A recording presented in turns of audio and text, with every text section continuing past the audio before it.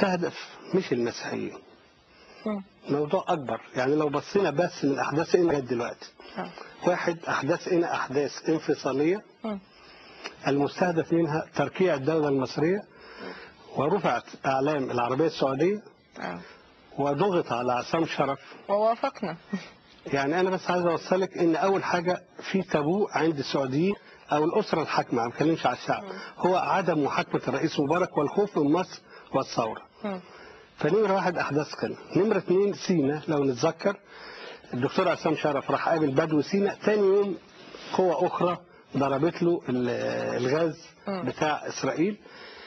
فمصر الآن بتعاقب من قوة إقليمية وهي العربية السعودية من جهة، والتيارات المرتبطة بإسرائيل في سيناء من جهة ثانية. هل حضرتك دليل على ده هو الدعم المادي اللي كمان بنسمع عنه؟ بالظبط. فيعني لازم ناخد بالنا كمان ان في تيار تاني وهو تيار الفوضى والبلطجة. يعني لا عارفين نحاكم في محاكم مش قادرين نضبطها، وإلا كمان المستشفيات. وانا كمان عايز اقول لاخواتي المسيحيين ان حتى مسجد النور، يعني مسجد النور فيه محاولات متكررة من الحركة السلفية للاستيلاء عليه.